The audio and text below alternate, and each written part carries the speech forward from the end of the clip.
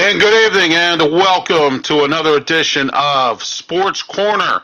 My name's Ralph Williams. Those of you who are new to the show, we're here every Tuesday night, 8 p.m. live on YouTube, Facebook, and Twitch.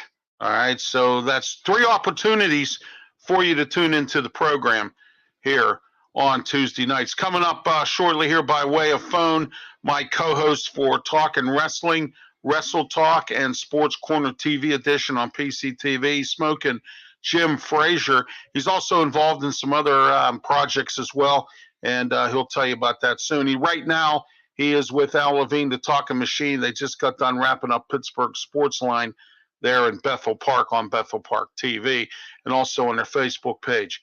We have a lot to talk about tonight, including the Pittsburgh Steelers and also the Pitt Panther football team in their game against Rhode Island. The Pirates, who are it's tied 1-1 in the fifth at PNC Park right now. Will they lose 100 games? There are only 3 games to lose 100. We're going to find out, and a whole lot more all coming up here tonight here on Sports Corner with me, Ralph Williams. Briefly, I watched today's Bill Cowher press conference, as you well know. Mike Tomlin press conference. I watched it today. And, you know, the interesting part about this whole thing is, once again, Mike Tomlin has decided that he's gonna dodge the bullet and not answer any questions about the offense. He's going to continue to go on and on about how he's right and everybody else is wrong. Now, here's one thing that really kind of got to me today. It didn't get to me, but it sort of puzzled me a little bit. Was in the preseason, if you remember, they had a press conference with him. And he said the fans don't coach this team. I do.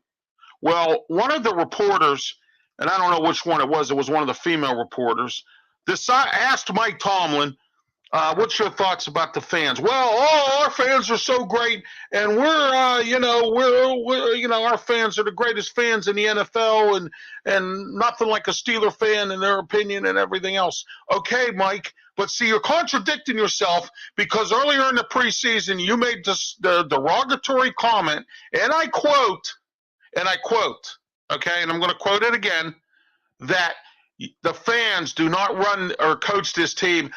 I do, okay, because you didn't want to take the criticism of what was going on with your team. And today, you still don't want to take criticism. You don't want to take blame. You don't want to take anything, Mike Tomlin. All you want to do is sit there and watch your team fail. And you know what? Your team's going to fail because of your current way of the way you're coaching things. And I think, personally, you're confused. I think you don't know what you're doing. I personally believe that to be true, because in all the 15 years that you've been with the Steelers as the head coach, you are a lucky guy. Why? You had a franchise quarterback. Why? You had some interesting talent over the years that has been able to get you through. And then you went to 2 Super Bowls with Cowher's talent. Now, ever since Cowher's talent has faded away, now you have all of your talent here. And what has happened? You have not made the Super Bowl. Haven't even come close over the last 5 or 6 years. But everybody says about how great this coach is and about how he's had a winning season for the last 15 years, every year that he's been around, he's been the coach, and he has not had a losing season. No, he has not. That's a losing regular season. Okay?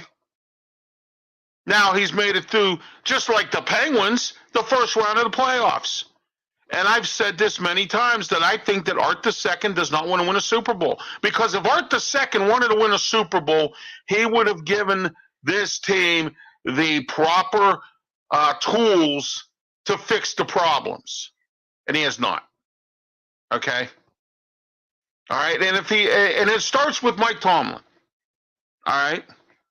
Here we are. Mike Tomlin, first year coaching without a franchise quarterback, and he can't get it right. We're into 3 games already, and everybody's panicking. Kenny. Really, folks? 3 games, and we're already panicking. 3 games. 3 games they want to fire Matt Canada. 3 games they want to get rid of Mitch Trubisky. 3 games they're questioning Mike Tomlin. They're trying. I watched the press conference today, and you know what's funny? Tim Benz from the Trib Live and the Steeler Radio Network, he's the only one that asks the right, tough kind of questions. Everybody else, they ask these dumb questions like that woman reporter. I have no idea who it was. I think it was Missy Matthews, who, believe it or not, works for the Steelers, and she does the press conference with Bob Pompiani. Okay. And speaking of Pitt later on, I have something to talk about that's going to rather disturb you, the common guy, the common person who pays to go to a football game. And this is what the broadcast team does for Pitt. Okay? We're going to talk about that later on. I'll talk about that with Smokin' Jim Frazier. He's going to be coming up shortly here on Sports Corner with myself, Ralph Williams. He's coming up by phone here shortly. He just got done doing Pittsburgh Sports Line with Chip Hayner, Al Levine, the Talking Machine, Smokin' Jim Frazier, and Nick Callis. So I'm not sure how much he said he would be on, but I don't know when yet at this time. But let's get back into the Steelers. Let's get back into Mike Tomlin. Now, I have 3 people to blame for this whole thing. Mitch Trubisky, I have Mike Tomlin, okay, and I have Matt Canada to blame. And the reason I have all 3 of them to blame is because they should be. And why? And you're going to sit there and blame Mitch Trubisky. Well, first of all, Mitch Trubisky said he can't do anything. He can't even blow his nose or wipe his butt or do anything with the Steelers unless he gets permission from either Matt Canada or Coach Tomlin. Matt Canada, on the other hand, he can't blow his nose or wipe his butt unless he gets permission from Mike Tomlin. And Mike Tomlin, he's going to continue to blow his nose and wipe his butt without permission. So do you see what I'm trying to tell you here, everybody? It's not just Trubisky. It's not just Matt Canada, and it's Mike Tomlin as well. And the reason why is because Mike Tomlin is the captain of this ship. And the ship is sinking. All right? It's that simple. All right? The ship is really sinking. And the interesting part about all this is I don't think Mike Tomlin cares because Mike Tomlin knows it's only going to be his job. He knows he's going to have a job forever around here. And he knows that he'll never get fired. And he knows that the Rooneys will never fire him, especially Art II. Okay? Because Art II is another one that doesn't want to have egg on his face. He's another one that doesn't want to admit that he's wrong. Mike Tomlin was wrong about how he handled this quarterback situation. All right? If you didn't want Mason Rudolph around and instead of screwing him and stabbing him in the back, what you should have done was you should have drafted Kenny Pickett. You should have kept that kid that you drafted in the 7th round, all right, that Ojokabu or whatever his name was that came from Montana State or northern Montana or wherever he was from, okay, or North Dakota State, okay, all right. So anyway, all right, here we are. We have Smokin' Jim Frazier by phone coming up right now. So we're going to have Smokin' Jim on in just 1 second. All righty, here we are. All right, my guest right now by phone is Smokin' Jim Frazier. Smokin' Jim, welcome to the show. Hey, I'm very honored. Thank you, Ralph. Hey, bringing me on, buddy. You're doing double duty tonight, huh? Yeah, man. Thanks for giving us a heads up that the Facebook went down. Oh my gosh, I couldn't watch you guys, man. You know, I was sitting here finishing up my notes and getting ready for the show, and I couldn't watch you guys as I normally do, but that's okay. I'll catch the replay if on YouTube, because congratulations on you guys having your own YouTube channel now. That's great in Pittsburgh Sports Line. So. That's awesome. Al Levine, the Talking Machine, he deserves it, man. He grinds out there. I think he has over 1,000 shows all total, but Pittsburgh Sports Line shows 800, man. That's tremendous, man. That's great. That is super duper. And you know what? It's always a pleasure to work with you guys over there as well, and and back and forth. Anyway, I wanted you to brief the audience on how Steel City Sports World and the boxing authorities are doing. Oh man, thanks for the plug. I tell you what, Luther Dupree, I met him about 20 years ago, and he already had a few years in on Steel City Sports World, and man, we've honored a lot of people prior to COVID. Gronkowski was on our show, and Wow. and Tyler Boyd was honored. Great. And you just name them, the who's who, and Kenny Robinson, who's with the Carolina Panthers. I mean, we just had so many guys. And this past month, Dave Parker. Yeah. And it's all because of Luther Dupree, man. He really grinds out there, man. He's so technical, and he's good in front of the camera, and he's even better behind the camera. So. Oh, that's great. Hey, you know what? I missed you on Saturday. I apologize for that. There was some kind of we couldn't all get together for a picture up there where I was sitting at. No, that wasn't your fault. That was my fault, man. I had boxing, afternoon boxing with Ella Bean. Oh, okay. So that time was over. I had to bolt out of there, man. The escalators only don't start going back down until the fourth quarter. So yeah, I had a long walk around those ramps from seeing that happen. But I told those guys to apologize to you because I wanted to see you, but I had to get out of there, and I barely made it in time for the boxing. So yeah, I was just talking. I was doing my Ralph's rant tonight in regards to Mike Tomlin and the Steelers and things like that. I'm glad you're here because we're going back into this. They're 1-2, and I was just saying that I think that three people are to blame for this. I think Trubisky's to blame. I think Matt Canada's to blame, and I think Mike Tomlin, who's the captain of the ship, is to blame. What's your thoughts on that? Yeah, I agree with you 100%. They had to take advantage of this week early season schedule, and they didn't. Hey, listen, we all knew that Matt Canada wasn't the answer. He's been fired from every job he's ever had. If you can't cut it at LSU when they had the most talent of any team in probably college football history, the year after they fired him, they went on to break every record and win national championships. You can't cut it there. Right. I mean, what are you going to do here? And listen, they picked up Mr. Trubisky, who is a struggling quarterback, man. He's raw. He only started 1 year in college. He's bouncing back and forth. I don't think this offense fits the city of Pittsburgh. Our hard-nosed approach, go downfield, make the big plays, get the running game going. Listen, Coach Tomlin been riding Ben Roethlisberger, Hall of Fame quarterback. Yep. Yes, he has. 15 years. Mm-hmm. He's never developed a quarterback. No, he hasn't. He's the most arrogant guy in the world. And I tell you what, bro, they should. I'm predicting that they will beat the Jets. But if for some reason they lose to the Jets, the season's over, man. They got their quarterback in the next year's draft. So I don't know how you feel about Kenny Pickett. Would you play him now? Would you wait? Would you put him on ice for a season? What would you do, bro, for Kenny Pickett? Well, I think that they should have.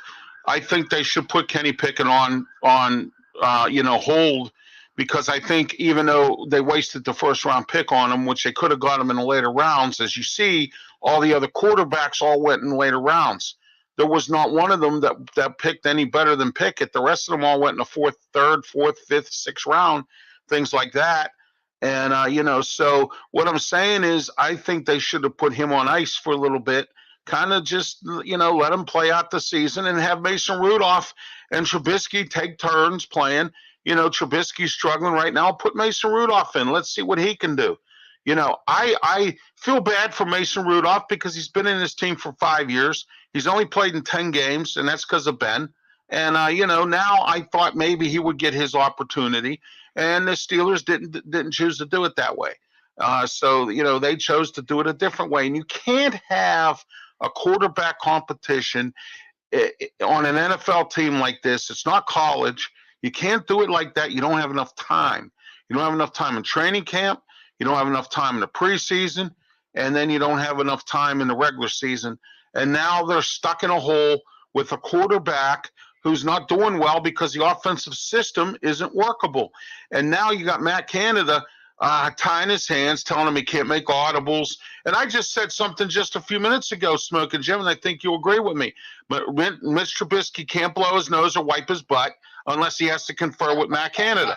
And Matt Canada, he can't blow his nose and wipe his butt unless he confers with King Tomlin. So, I mean, I'm calling him King Tomlin because he thinks he's king. And his team. And you know what? I'm tired of hearing this too, Smoking Jim. Oh, well, he's had a winning record. How many Super Bowls has he been to since Cowher's talent all left? How many, Smoking Jim? None. None. And the first 2 years that he went to the 2 years that he went to the Super Bowl, it was with Cowher's talent that was left over. Now all of Cowher's talent is gone, including Ben. So now, what do you do next, Mike Tomlin? You have your own talent, and your own talent hasn't developed right.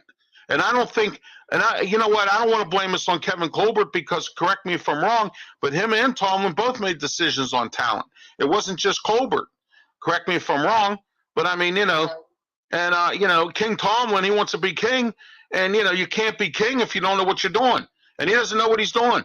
He looks like he looks like a deer in the headlights out there this year, Smoking Jim, and that's because he doesn't have Ben there, and he doesn't. I think he doesn't know what to do, and Brian Flores is being underused, and he should be more involved in everything as far as the team goes. I even made a joke, and I thought it was funny that maybe Brian Flores should call offensive plays, just like New England does. So what's your thoughts on that, Smoking Jim? Well, I tell you what, the biggest thing that I've seen coming out of training camp, I let everybody know, and everybody was on George Pickens' bandwagon, and I loved him too. I loved him before he got hurt at Georgia. I love him now, but I said the guy's Randy Moss. He can't run patterns. He's a combination of Randy Moss and Chris Carter. He's never going to be able to run NFL pass patterns because he doesn't care. But just like Randy Moss and Chris Carter, he got some of the greatest hands in NFL history. And if he's one-on-one, just throw it. He'll get the football. And I think that Mr. Trubisky finally figured that out. Hey, he was looking for George. George is always going to be covered. You know what I mean? You got to be able to run some sophisticated pass patterns to work yourself open, and he's not going to ever do that. But so you just got to throw the ball to him like you did. Randy Moss used to moss people, what they used to call it, and Chris Carter, anything in his area code, he would catch. And George Pickens is that same kind of talent, but he's never going to be open. You can go back and watch film after film after film. You'll never see him open. As a defensive back falls down, they're going to be right there with him, but he'll go get the football. So he's the type of player that you have to throw to, and throw to him is downfield. He'll make that play, and I tell you what, they're showing that highlight of his catch all over the place. It has to be one of the greatest catches in NFL history. Right. Sorry about this, Smoking Jim. We got sirens on your end, sirens on my end, and all over the place. So, okay, my fault. Yeah. I'm in the car. How bad is it sounding, brother? Oh, it's sounding pretty bad here now. So I can just imagine what's going on. I'll have to listen later and see what's going on. But anyway, you know what? I was not very happy with this draft either, and I said it many times. I let it be known on our TV show that we do. And, that I thought that they should have done more with the line of scrimmage. They had $80 million to play with, and they sat there and played around. Daniels from Chicago and James Daniels and that Mason Cole, not bad signings.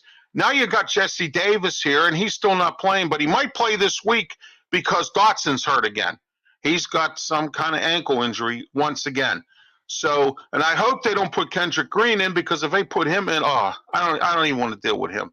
I don't even think he should be on the team. Him and Dan Moore. I just don't get this. I shake my head every time. Both of them should be taken out sit back, let them be inactive, let them learn, put Jesse Davis and Trent Scott in there and let them do their thing. And then you still got J.C. Hassenauer who can play all the positions as well. Okay. And, so, they got rid of Joe Haig, who has been inactive, with who he's with. And, so I just don't get what the Steelers with the lines of scrimmage. And now I wanted to bring this to your attention today, that Martavius Adams, who was my scrap heap pick from last year, who I thought did the best of anybody, he's going to be the starting nose tackle this week. They're benching Olawu. So, I mean, congratulations, Adams. He earned it. Yeah, he did. He has. And he's done a good job right now. The one that's really shocked the heck out of me that hasn't done well in the last 2 games is Okunjoku. I thought he would do better. First game, he was all over the place. The last 2 games, he's done nothing. So, I mean, and it's mind-boggling that we get these guys and they don't do anything. And I want to tell you something. You were right about Chris Wormley. He hasn't done much. And, I mean, last year he was thrusted into that starting role because he had to be. But he wasn't much. I mean, he was somewhat of a run stopper. Bush, he didn't do much this week either. He's been good the last 2 weeks. He's done adequate. I'm not saying good, but he's done adequate. He's done better than he has. So, I mean, and he credits Brian Flores for that. What's your thoughts on his defense and not making the play since TJ Watt's been hurt? Well, I just want to go back to the offensive line real quick. Go ahead. Last few games, James Daniels, number 78, has been just pancaking people, blocking hard. I think it's rubbing off a little bit on Okafor, although I thought that was very cheap what he did when the guy was down. Cost the Pittsburgh Steelers a big penalty there. But I like guys that play hard and aggressive. I think, offensive line, I mean, you play football, Ralph. Yeah. Offensive linemen, they're the worst athletes on the field. They're great yes, athletes. exactly. Defensive linemen. Exactly. What gets offensive linemen, over is you got to want it. You got to have the mindset that you're going to move a man off the ball against his will, and you got to come after it each and every play.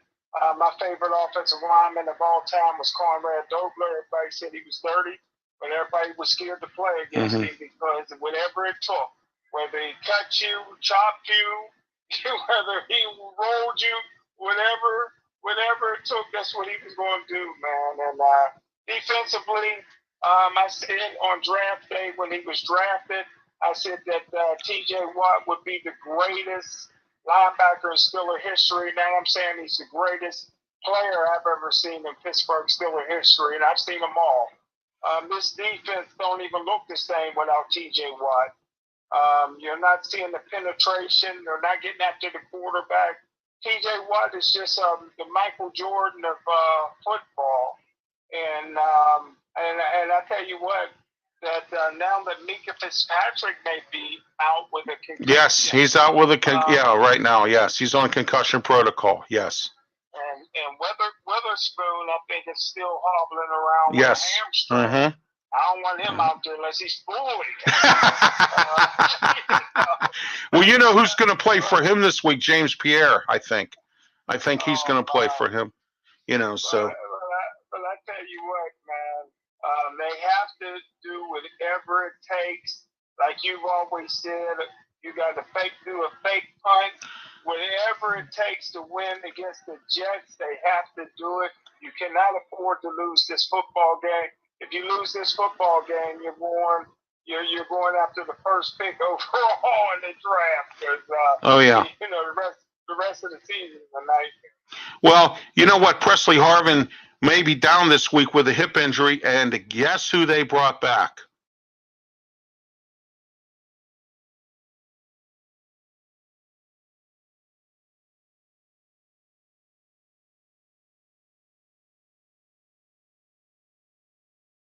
They brought Jordan Berry back, and he is back with the Steelers. He's on the practice squad right now.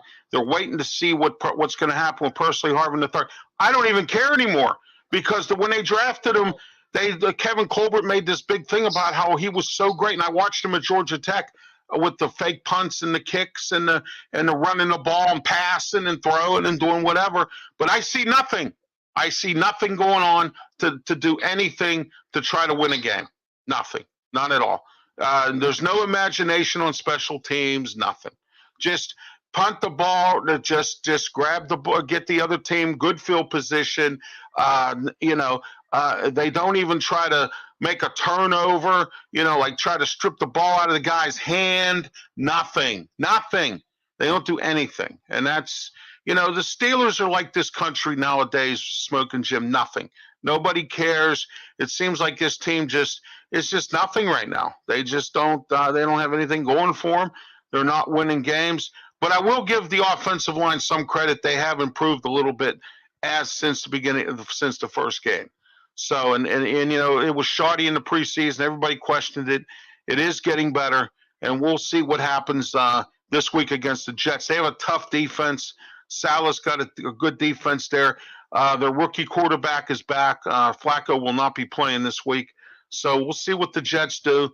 And, the running game for us is getting a little bit better. They're opening up some holes. I like Jaylen Warren. I think he's doing good. Najee Harris is chugging along as much as he can. I've even seen Derek Watt in the game, blocking and doing some different things. So, it's not like they're not trying. But it's just the wrong play calls, the shoddy system, maybe Matt Cannon. And you know what, Smoking Jim? Last Tuesday, I had Claudio Rosano on, and I admitted I was wrong because I was one of them people that was saying how great Matt Canada's offense was without Ben. And here we are, because I thought what he did at Pitt, he could do here. And it just, you know what I mean? It just went down the toilet at LSU. It wasn't good in Maryland. And, so here we are. He's here. And, maybe he's a better quarterbacks coach than he is an offensive coordinator. And I heard a rumor today. I'm not going to say who I heard it from, but I heard a rumor today that that Art Rooney II went and knocked on Tomlin's door before the press conference today. And they're supposedly he was told by Art II to bring in an offensive consultant.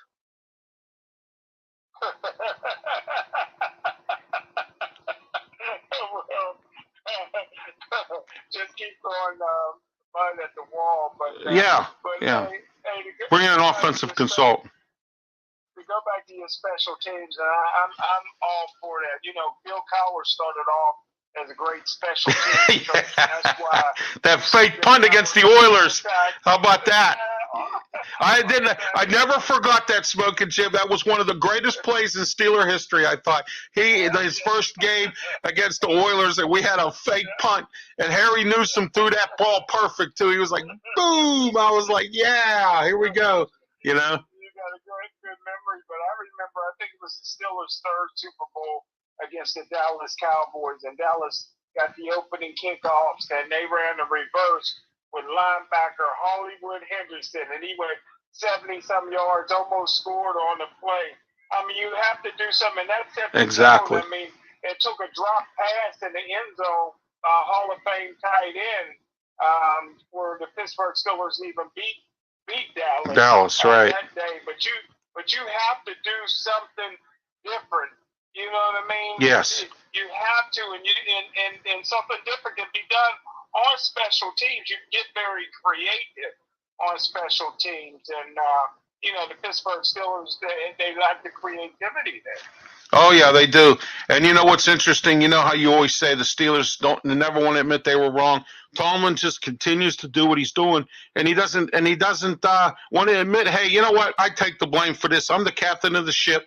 That kind of thing. It's like, remember Walt Harris for Pitt, where they used to call him "Not My Fault, Walt," because he would never take the blame for anything that he messed up on. He would never take the blame. So they started calling him "Not My Fault, Walt," and that was, that's the way it is. Oh, and anyway, let's talk some more about the fans screaming for Pickett.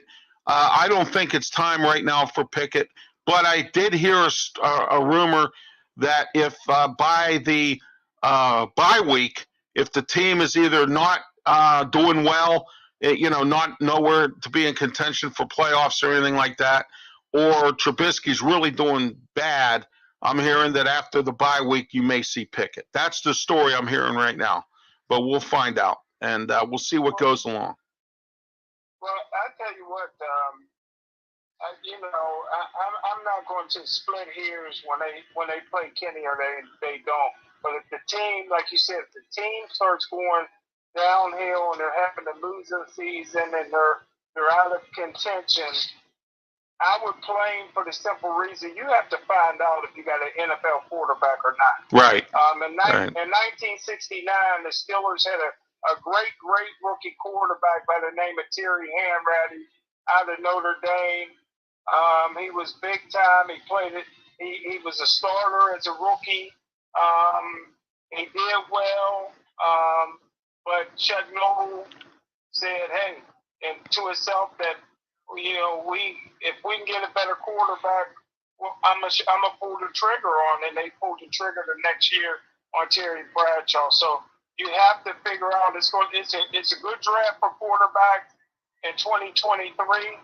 And if you don't feel that Kenny Pickett is your future, then you got to draft another quarterback in the first round. And if you feel if Kenny Pickett comes in and like Dak Prescott and some of these other guys didn't prove that he's NFL caliber, then you got your quarterback and you can concentrate on another position in the draft. Absolutely. All right, let's take a look at the by the way, the Steelers re-signed cornerback Bryce Watts, I guess, for some depth. They brought him in for a tryout today. He was on the team before, and he's back again. And they got rid of that Deontay Scott, the linebacker that they brought up briefly from the practice squad. They cut him today. AFC North, Bengals 27, Jets 12, Ravens 37, Pats 26. Mac Jones hurt. He's going to be out for a while, and we're going to find out where New England goes now without Mac Jones, because I think he was starting to really come around as a quarterback. This is his second year, and we'll see what happens there. But that's the AFC North scores and news. Steelers Hall of Fame. Let's talk about this now. We have 6 people that are Hall of Fame candidates: Hines Ward, James Harrison, Gary Anderson, Chad Brown, James Ferrier, and Casey Hampton. Now, I've been out and about the last week and a half or so, and I've been talking to people about this, and they're saying none of them are going to make it this time. What do you think? Well, no. And they're all, in my opinion, Hall of Fame worthy. Gary Anderson, I believe Morton Anderson is in. And Gary Anderson was every bit as good as Morton Anderson. Listen, what more does James Harrison have to do to get in the Hall of Fame? He doesn't have the numbers, but anybody that's seen him play, he's a Hall of Famer. Right. He's never gonna make it. I always said that Hines Ward would never make the Hall of Fame. Now I'm saying that he's very deserving. I always thought that Antonio Brown, he was just going to blow Hines Ward's numbers to another planet, and that was going to hurt Hines Ward. That's the reason why I said that. But now that Antonio Brown lost his marbles, and Hines Ward is still the all-time leading receiver, it's still a history, and everybody said that you can't count. Nobody cares about his blocking. Wait a minute, that's part of the game, brother. He was the greatest blocking wide receiver in the history of the game. There's rules because of him. There's rules. He was a Super Bowl MVP, so I think Hines Ward deserves to go into the Hall of Fame. Great. Yeah. Well, I think Gary Anderson should. Although when the time came, when the going got tough, Gary Anderson didn't get going when he missed that field goal for Minnesota. That if he would have made it, they would have went to the Super Bowl. And he blew that kick of all kicks to blow. He blew that one. But hey, how would you like to be Buffalo's Norwood in that Super Bowl? They lost by 1 point to the Giants. How would you love to be that guy? Oh my gosh. I'll tell you an interesting story. I haven't watched Wheel of Fortune in a long, long time. I watched Wheel of Fortune last week because there really wasn't anything on. And I just turned it on just for what's and giggles. And Do you know there was a woman on there who lost $1 million? Wow, no. She had that, you know where the bankrupt is, and he had the little $1 million thing in the middle. And she hit it, and she picked it up, put it on the side. Guess what happened next? Bankrupt come up next spin. She lost the whole thing. Did she have to spend? No, she didn't spend any. No, she had that tag, and then when she hit bankrupt, she lost everything. Wow. Wow. I wouldn't know what to do with myself if I lost $1 million. I'd be sick. That woman stood there and just like he, you know. And I'm like, I'd be sick if I lost $1 million. I just, my goodness. I'd have nightmares. yeah, yeah, exactly. I would really be sick if that was the situation there. All right, let's get into the Pitt football. They won against Rhode Island. I was not really kind of happy with the defense. I thought 24 points was a little too much, considering the fact that Rhode Island was given 7 points by the officials. Here we go again, because they called a pass interference call on a Pitt defender, and he didn't even touch the guy. Didn't even touch him.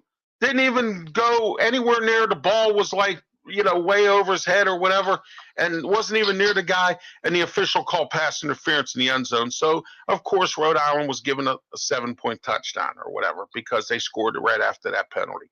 So there we are. All right. So, once again, the officiating is bad. It got so bad, the officiating, that Iowa State's Matt Campbell, he was really hot, in their game this past week with the officials, and it got real heated to where he almost punched the official in the mouth. I mean, that's how bad this got. And I'll tell you something else hilarious. Did you see Ken Dorsey get fired up with Buffalo? He got so mad because they didn't execute that play. He threw his clipboard, the computer, everything all over in the press box. He threw it everywhere. He was so mad. I said, "Oh my gosh." Yeah. Yeah. Yeah. Yeah. Yeah. I tell you what, he must be a fiery guy because none of the other assistants looked over. I'm like, here's this guy, he's punching, he's slamming stuff. He must do that all the time. He must be a fiery guy because nobody had him about. Every paperwork went everywhere. Clipboard. He had that computer there. He knocked that Surface computer all over the. Oh, it was terrible. He was so mad because they didn't execute that last play. Oh, it was terrible. So anyway, Buffalo that day. Who beat them? Miami did. Yeah, Miami did. Yeah. Hey, Miami's 3-0 with Mike McDaniels down there. 3-0. So. Yeah, I'm friends with his. I'm friends with his uncle. His uncle's from Peabody High School here in Pittsburgh. Mm-hmm. And Kevin McDaniels, and he was so proud of his nephew, and he was cutting grass this week and died of a massive heart attack, man. Yeah, I know. You were saying something about that on Pittsburgh Sportsline. Sad to hear about that. My condolences on that. Yeah. That's a shame. Anyway, what's your thoughts on the Pitt game from this Saturday? I know it was against Rhode Island. I think Izzy had over 177 yards. I think the running game's starting to come around for Pitt. Slovis was in the game. I actually thought that Pitt should have played Nate Yarnell again because I wanted Slovis to rest for the ACC season. And then now Saturday coming up, we're playing Georgia Tech. They just fired their coach, Jeff Collins. They just fired him on Monday or Sunday. And and he's 0-4 right now. So what do you see here? A mad Georgia Tech team or a down Georgia Tech team coming in Saturday against Pitt? Well, the lady who's in charge of the majorettes is unbelievable. She had a yellow dress on, and I tell you what, brother, it was hard to pay attention to the game. Yeah. She was out there. I had my binoculars on her the whole time. But I said after the first game of the season, the Pride of Aliquippa, DBU, number 12, what's his name? Dave Shore or whatever his name is. Right. Number 12. I said he should be a punt returner. And Pitt finally put him back on punts. and he took off with the first punt all the way for a touchdown. I saw that. The guy can run. You reminds you of another eloquent kid named Darrell Revis. This guy got pure speed, but there's a lot of fast guys. He just knows what to do with the football when he gets it. So I've seen a few little wrinkles that they put in again. I was like you. I was surprised that the quarterback was playing. Yeah. I wouldn't have. Yeah, he came back quick from an injury, but no way I would have played him. No, I was gonna. He should have played Nate Yarnold. Gave him some more experience because if Slovis is this kind of injury prone quickly, like he was against Western Michigan, then Pitt's in trouble. I mean, because Nate Yarnold did as good as he could do against Western Michigan. Frank Signetti, the offensive coordinator, set him up real nice. They ran the ball. The defense kept them in the game. And they scored some points on a lot of Western Michigan mistakes. The kid who was playing for Western Michigan is a freshman, and guess where he's from? He's from Norwin High School. Yeah, and the quarterback. Yes, and he was supposed to go to Pitt, and Whipple took his scholarship away before he left. Whipple did. Yeah, which is a shame. I think that if you commit to a kid, you commit to him, especially if it's a local kid. Right. That broke his heart, but hopefully great things will happen for him at Western Michigan. Oh, yeah. From Gateway, what we call Norwin, we call Norwin no win. What's funny though? My nephew was playing for Baldwin, and Baldwin hasn't had a good year in who knows how long. Okay, and my nephew was playing for them, and they actually beat Norwin for one of their 3 games they won last year or 2 years ago when he was on the team, and it was against Norwin. So I mean, somebody had to win. Yeah. Somebody had to win that one. But anyway, getting back to Pitt, I think they're going to blow out. They should blow out Georgia Tech this week. They fired their coach. Their team's really not that good. They're rebuilding, and we're going to find out who they're going to hire as a coach because you got some coaching vacancies already, and the seasons aren't even over. You have Georgia Tech, you have Nebraska, and you have Arizona State. Herm Edwards got fired. So, I mean, you have some openings right now. And Matt Rule just won his first game at Carolina. He's one of the candidates for both of those jobs. They're talking about Urban Meyer coming out of retirement again and, coaching again in college. And then he'll coach, maybe 1 season, 2 seasons. Oh, I have health problems. Oh, my wife is sick. Oh, my dog died, or something. He'll come up with some excuse, like he always does. I agree with Luther on this. Luther says he'll come up with some excuse to get out of not coaching anymore, just like he's done. So, I mean, we'll see what he does or what happens with those openings there for those jobs. And then on top of that, hey, I'll tell you what, Smokin' Jim, we have a lot of upsets this week. But I'll tell you the biggest one here that really surprised me was Ohio State-Wisconsin. Ohio State beat them 52-21. I'm really shocked at that score. And then Alabama 55, Vanderbilt 3.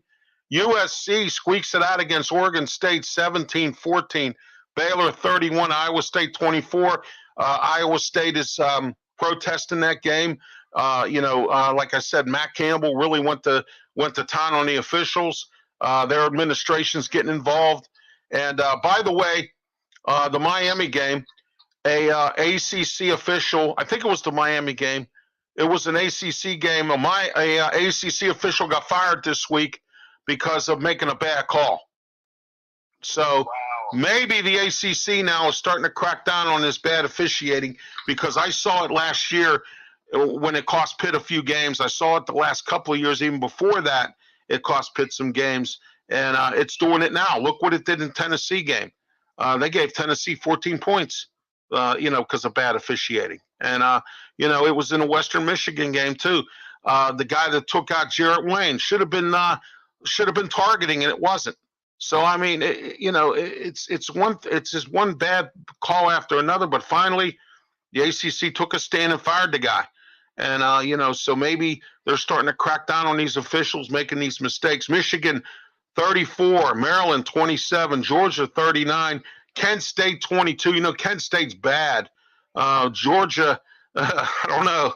To only win by that much. Minnesota 34, Michigan State 9. They're not doing real well. Michigan State, Tennessee 4-0, 38 to 33 over Florida, and then Ole Miss 35, Tulsa 27. Oregon, ever since Oregon got blown out in that first game, they've been up and running 44-41 over Washington State. Kentucky 31, squeezed out a victory against Northern Illinois. And Kentucky has been squeezing out these little victories here to become 4-0. And so, against some bad teams. So we'll see where that goes. Kansas State 41, Oklahoma 34, BYU 35, Wyoming 24, and Utah 34, and Arizona State. Well, Arizona State is, I guess, coachless, 13. ACC scores I have here, Smoking Jim, and this is going to be real interesting here because I'll tell you who's on a roll right now and your thoughts after I'm done with them. How about Mike Norvell down in Florida State, 44-14 over Boston College? What's your thoughts?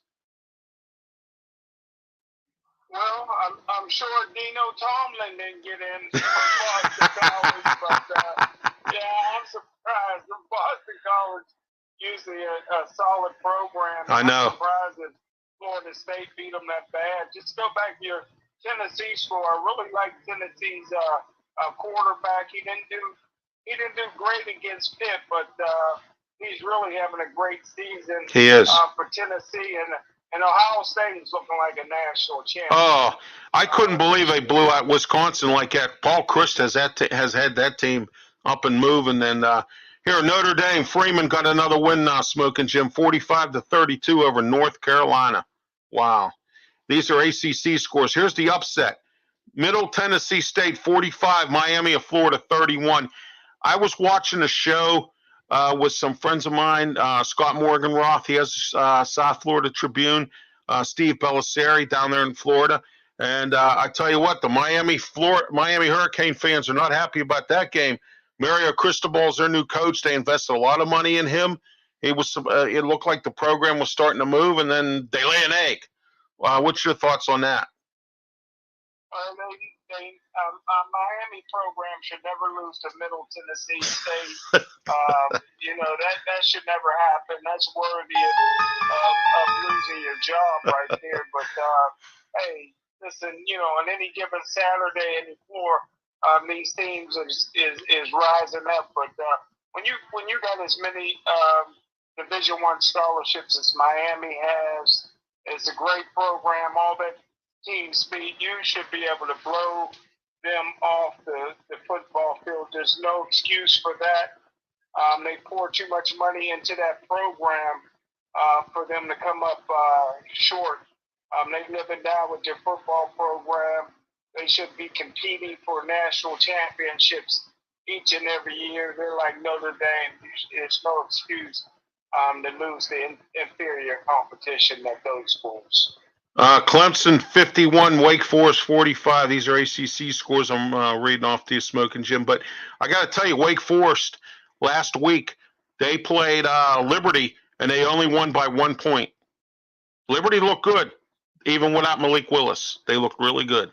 And, they almost beat Wake Forest. I was watching it out in Sugar Creek, Ohio, before the Pitt game. I was watching it, and I'm impressed with Liberty. Hugh Freeze down there, he's doing a really good job, with his team, even without Malik Willis. I think they're going to be a pretty good powerhouse. Also, one other thing I forgot to mention too, Deion Sanders is up for a couple of these coaching positions now that he's doing so well down at Jackson State. What's your thoughts on that? Primetime he surprised me. He's just a natural leader. He's a great coach. He was great on TV. We know what he was as a player, just one of the best football players ever. But he's not going to leave Tennessee, Jackson State.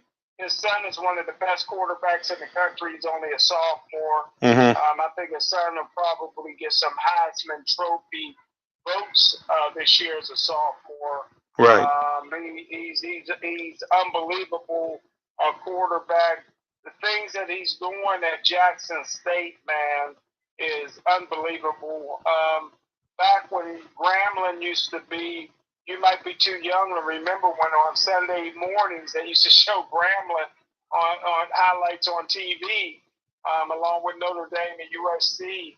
And I tell you what, he's doing for Jackson State in this era with the 60s and 70s did for Grambling and and Coach Eddie Robinson.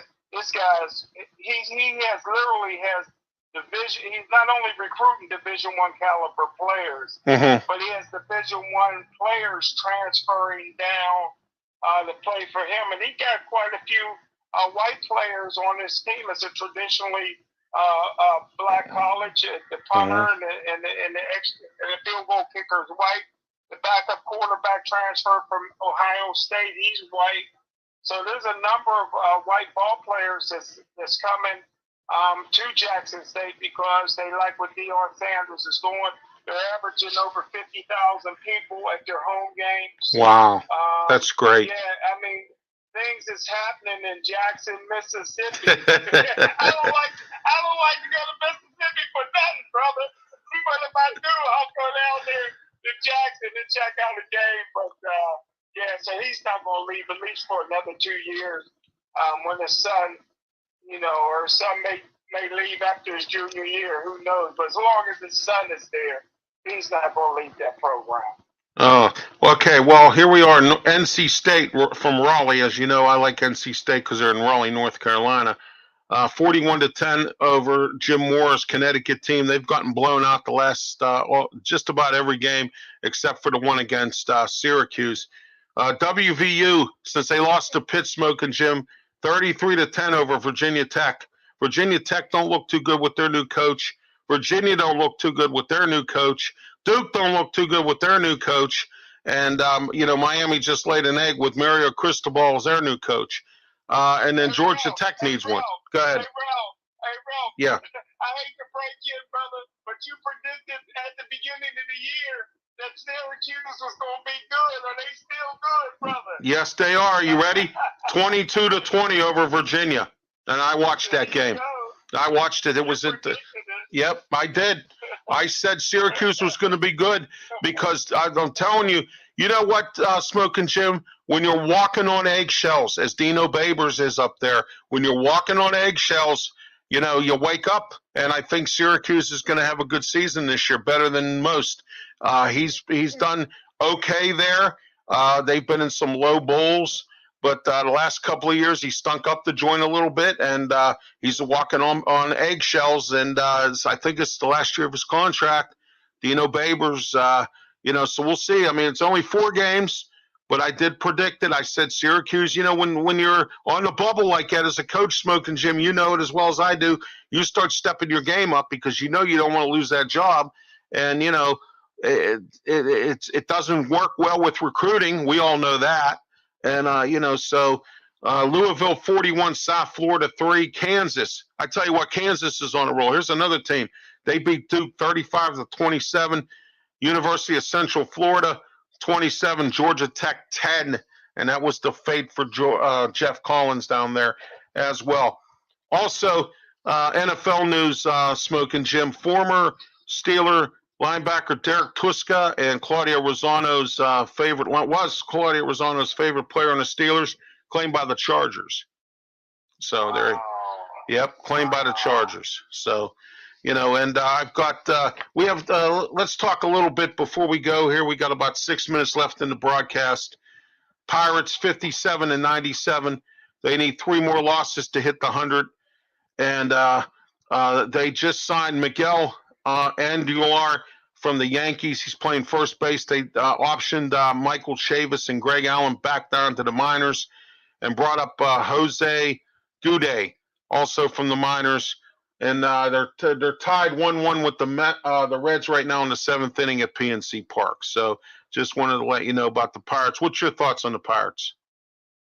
Well, I'm not surprised, and I think that you shared those same sentiments before the season. I didn't think they'd lose 100 games again this year. But they're odds-on favorite of doing that. I think Chip Hayner brought up on the show today that the Pirates brought up played 141 different players this year, which is a tremendous amount of players getting some experience. I don't know how much better they're going to be next year, but I tell you what, they got a few players who are worth buying a ticket to come see, and hopefully next year the Pittsburgh Pirates can do a little bit better. What do you think? Well, I think they're going to do a little bit better next year. I was able to before the Facebook thing went down. I was able to listen to Chip Hayner, what was on his mind about the Pirates, and I know he's a big Pirate fan, baseball fan, likes to go to the games. In fact, he and I were at a game together once. We just sat in separate sections, and But what I'm saying is I think he is right. I believe the Pirates will do better next year. And then I think 24 could be the year. I think 23 they could be. You know what? I would be satisfied if they were first, fourth, or third place because it's better than it's been the last few years. Wouldn't you agree?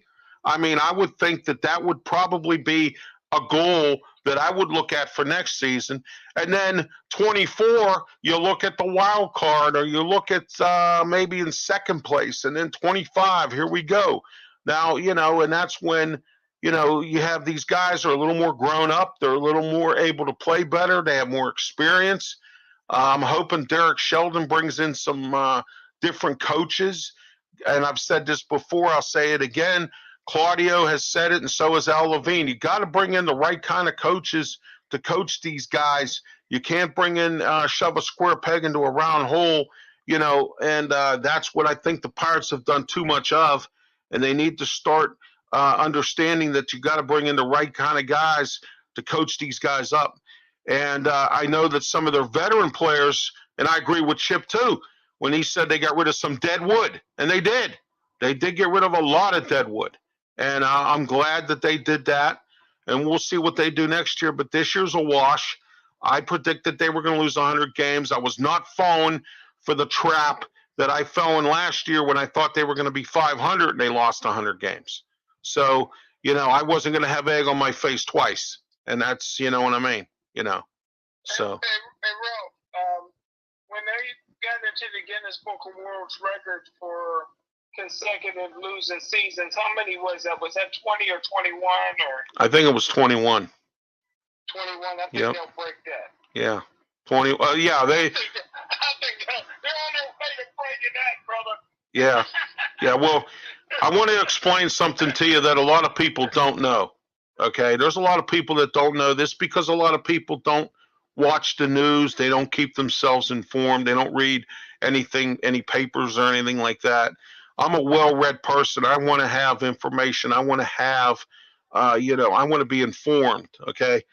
Well, I found out something very interesting, and Bob Nutting better pay attention to this. The RAD Board, the Regional Asset District Board, has given the Pirates money to fix up their ballpark, but they had to raise ticket prices $1 every year for the next 10 years, okay? So, and $1 of that money goes to the RAD Board. Now, the RAD Board gave the Steelers money and didn't require it to come back to when they put those new seats in that new scoreboard, okay, at Acrisure Stadium, all right? Now, the reason why they did it this way with Nutting is because they don't trust Nutting. And let me tell you this, in 2 years, the lease is up at PNC Park. The RAD Board has already said, we're giving you no more money until you start bringing us a better team. Simple as that. And that's what that came from the RAD Board. So, if Bob Nutting wants to continue to have the Pirates here in Pittsburgh, he better fix it, or else there's not going to be a Pirates, because the RAD Board said they will not lease that ballpark again to the Pirates if they don't start shaping up a little bit. They're sick and tired of his antics. They're tired of what he's done. Nobody trusts him. So, I mean, even if Ben Cherington was to put this team together next year, Smokin' Jim, and go to the World Series, as long as Bob Nutting owns this team, nobody will trust him. because of what has happened. You know what I'm saying? He sold 3 ski resorts, Smoking Jim. He made $150 million off of them 3 ski resorts. You'd think he would take some of that money and go get some players. No, he didn't. He didn't spend a dime trying to go out and get some decent players, at least a little bit to help out. You know what I'm saying? Nothing. He did nothing, and that's frustrating. You know what I mean? You know. So, Smoking Jim, any closing thoughts before we close up? I have a few scores here. Penn State 33, Central Michigan 14.